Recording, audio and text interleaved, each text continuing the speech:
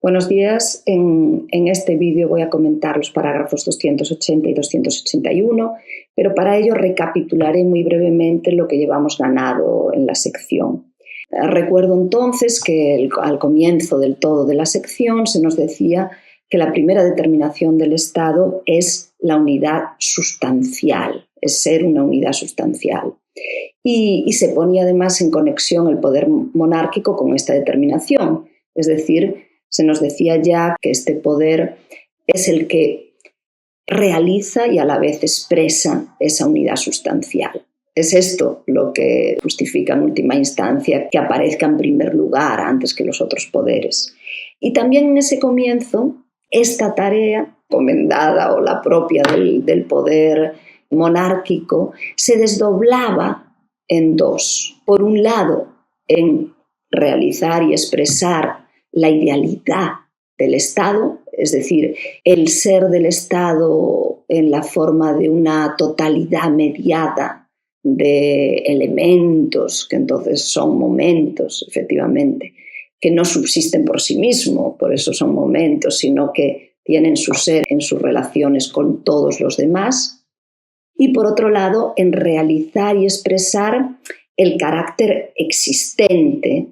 propiamente sustancial del Estado, es decir, de esta unidad estatal. El ser, de hecho, efectivamente, ahí, ¿no? El ser ahí, el Estado, o dicho de otro modo, el ser en la forma de una identidad existente, de una realidad existente. En ese sentido, parece que el poder monárquico tiene que hacerse cargo tanto del carácter, podríamos decir en un sentido muy amplio y neutro, de la subjetividad del Estado y a la vez de su sustancialidad, ¿no? En el último parágrafo que vimos, en el 279, se hacía referencia a esta segunda dimensión, y se explicitaba que el hecho de que este poder se corresponda con el momento de la singularidad, de la individualidad del Estado, pues se traducía efectivamente en que se encarnaba en un individuo personal. Pero entonces, de algún modo, aparecía ya el problema de cómo se conjugan estas dos tareas en la única figura del monarca como un individuo personal. Y yo creo que el 279 ya ofrece una clave en la medida en que añade que ese individuo personal es a la vez el momento, ha de encarnar la pura autodeterminación que corresponde al Estado y en ese sentido también su absoluta subjetividad. El parágrafo 280, que es el primero de los que ahora vamos a comentar, determina más de cerca para mí esta figura del monarca y por tanto aclara también de una forma más precisa cómo se conjugan estos dos aspectos de su papel que se corresponden a la vez con las dos dimensiones de la unidad sustancial del Estado, ¿no? Entonces, en este 280 se nos dice efectivamente que la identidad, esa identidad de la voluntad del Estado que expresa el monarca, por un lado tiene el carácter de la simple abstracción, ¿no? O dicho de otro modo, que el ser un perfectamente singular y concreto del monarca está asociado al vacío o a la abstracción propia de su voluntad. Es decir, que a la vez que constituye un punto fijo, concreto y en ese sentido sustancial,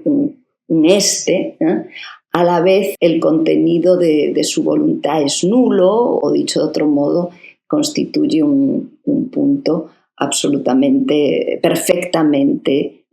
vacío, ¿no? Que por otra parte es a mi modo de ver también lo que nos da la clave para entender por qué esta concreción del poder monárquico en un individuo personal no incurre, digamos, en el pecado del despotismo, ¿no? Porque ya se nos había dicho en los primeros parágrafos de la sección que era muy importante entender que lo que reunía la idealidad del Estado no podía ser una voluntad particular, determinada, con un contenido particular. Entonces ahora este vacío de contenido de la voluntad del monarca explica, digamos, por qué de hecho efectivamente el monarca no es un déspota o el monarca que se trata aquí de deducir, ¿no?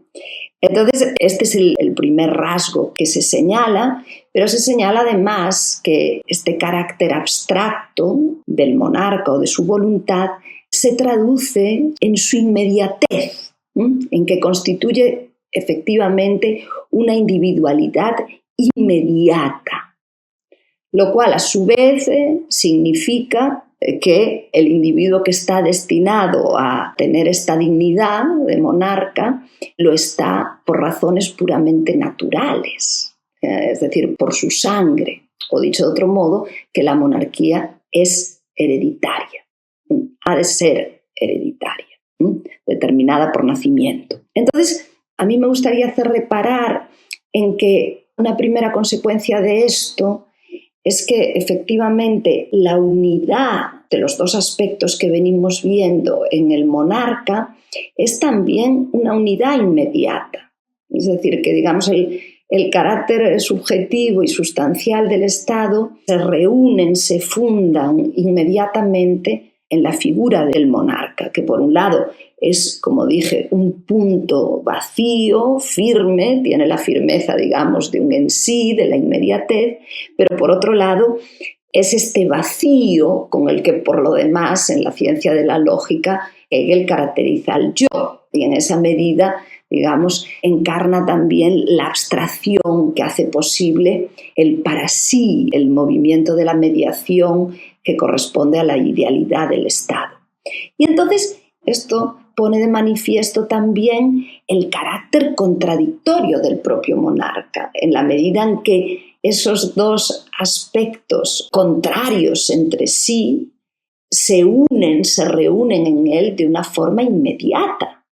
Esto lo convierte obviamente en una figura contradictoria, en la que no se resuelve la tensión entre subjetividad y sustancialidad, o dicho de otro modo, en la que los dos aspectos o estas dos dimensiones mantienen cada una su diferencia específica y por tanto su relación negativa, ¿no? No pierden este ser radicalmente lo otro para el otro, ¿no? Y a mi modo de ver también esto es lo que sanciona el modo, digamos, en que Hegel afirma que esas dos perspectivas, que esas dos dimensiones del Estado fundamentan, ese aparecer como una unidad ideal cuando se lo mira desde la constitución interna y el aparecer como una identidad sustantiva cuando se lo mira en relación a otros estados, ¿no?, quede establecido como una diferencia irreductible. Es decir, que estas dos perspectivas aparezcan como necesariamente, queden sancionadas como necesariamente inconmensurables. Cuando miramos al Estado desde una de ellas, no podemos a la vez estarla mirando desde la otra, ¿no? Y esta inconmensurabilidad para mí pende directamente o tiene su contrapartida directa en esta contradicción que constituye la esencia misma del monarca, ¿no? Bien, esto en relación a lo que dice el cuerpo del parágrafo 280. Pero la observación de este mismo parágrafo lo plantea, a mi modo de ver, de otro modo. Es decir, digamos, este tercer momento de monarca, como esta unidad inmediata de los dos aspectos que hemos venido tratando, o esta doblez inherente al monarca, aparece aquí como el resultado de solventar el problema de que hay aquí dos tareas que resolver, sino como el resultado de la propia idealidad del Estado, o dicho de otro modo, de la propia subjetividad del Estado, de su ser un todo de mediaciones, cuando esta totalidad ha de llegar a su punto culminante o ha de realizarse plenamente. En el sentido muy determinado de que Hegel nos está recordando que efectivamente el último momento de la realización de la mediación o de la idealidad coincide con su inversión o con su volcarse en el elemento del ser, o en el caso que estamos tratando, en la existencia, en la inmediatez de lo que simplemente es. El término que usa Hegel es además el de un volcarse inmediato, un mittelbares Umschlagen, ¿no?, en alemán. Entonces, este aspecto para mí también es muy importante, porque entonces llegamos al carácter puntual y sustancial del monarca, no como a una determinación más que hay que sumar a la idealidad, sino como aquello que resulta de la consumación del propio idealismo del Estado, ¿ya?, de la consumación, de la realización de su idealidad. Y es por esto que en esta observación Hegel nos remite a la ciencia de la lógica, concretamente en su culminación, en su final, en su tránsito a la filosofía de la naturaleza. Como sabéis, se produce también este salto, este vuelco por el que la idea absoluta, el colmo de la totalidad de las mediaciones, en el momento de la autodeterminación absoluta, transita de una forma inmediata, de ahí el término vuelco, Umschlag, al elemento del ser, de la pura inmediatez y concretamente de la naturaleza, tal como aquí estamos transitando, a la inmediatez de lo puramente natural. Y no solo nos recuerda ese momento Hegel, sino también que, traduciéndolo al plano del espíritu objetivo, el que estamos, es decir, al elemento de la filosofía del derecho, nos reenvía al epígrafe 8 como ese epígrafe en el que la realización final de un fin subjetivo exige su vuelco en el elemento de la existencia. No en el sentido, Hegel insiste aquí, que no trata en este tránsito de un añadir a la subjetividad del fin el elemento de la realidad existente, sino en un convertirse, dice la traducción castellana, pero bueno, podríamos decir en un volcarse, en un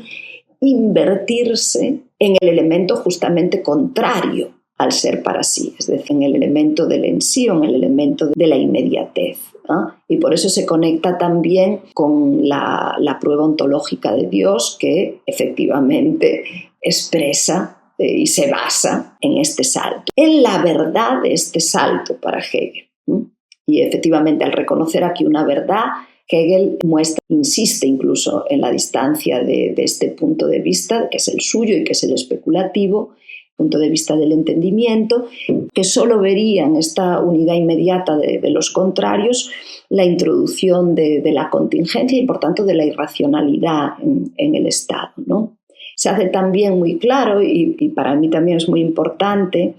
que lo que para el entendimiento es contingencia y irracionalidad, para Hegel es precisamente, es el escándalo de estos parágrafos, la garantía finalmente, al final es la garantía de la racionalidad del Estado. Lo que exige